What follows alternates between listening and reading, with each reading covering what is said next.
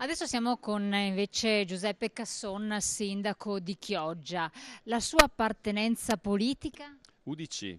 UDC. Beh, non è l'unico esponente dell'UDC qui presente. Ci spieghi anche ai nostri telespettatori le motivazioni che l'hanno indotta a partecipare a questo convegno, ad essere anche forza attiva. Cosa sta succedendo? È molto semplice, io sono stato invitato e quindi agli inviti si risponde, se si è cortesi, così come sono stato invitato ieri ad analogo incontro organizzato dall'UDC sempre qui a Padova, presente il ministro D'Alia.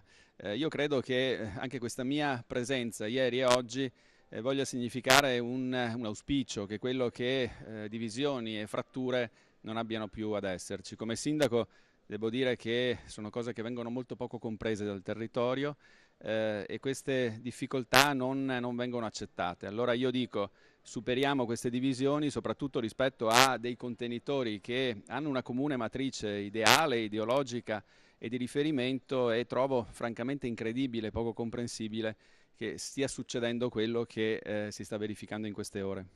Ovvero? Ovvero che sostanzialmente un'area di comune riferimento come quella che c'è tra UDC e Scelta Civica, e all'interno di Scelta Civica e all'interno di UDC che ci siano queste fratture, queste divisioni che trovano secondo me poco senso. I problemi del Paese sono tali e tanti che impongono invece una riflessione profonda e un'azione che sia comune e condivisa. Purtroppo è quello che non sta succedendo. Io mi auguro che anche da qui parta un vento di reale novità che vada nella direzione della unione, della condivisione e di un progetto comune. Quando si fa riferimento al Partito Popolare Europeo e quindi ad un contenitore molto ampio, evidentemente insomma, di rilevanza europea, fa perfino sorridere che qui a livello locale insomma, ci siano divisioni in realtà che sono comunque non così vaste. C'è chi appoggia comunque la manovra, chiamiamo così, che ha fatto Mario Monti, e invece c'è chi dice no, bisogna comunque appoggiare il governo Letta che deve andare avanti, e quindi anche questa legge di stabilità, anche se poi non è così ben vista. Voi qui come vi collocate? Scelta Civica Veneto sembra, almeno da alcune voci che siamo riusciti a raccogliere, che appoggi la scelta di andare avanti in un certo termine e comunque di appoggiare Monti. Voi?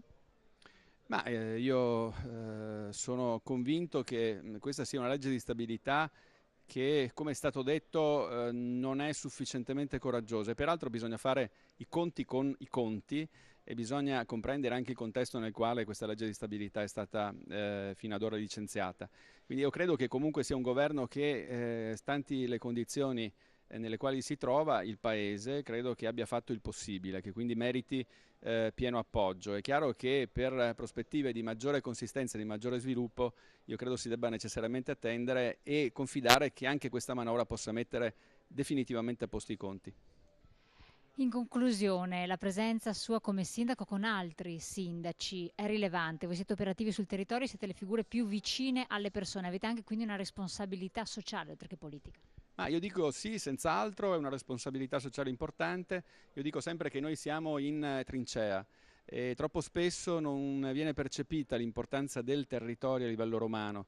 Io dico scherzosamente, ma fino ad un certo punto, che troppo spesso la politica di Roma considera i confini della politica nazionale come circoscritti al raccordo anulare di Roma. Questo non deve più succedere.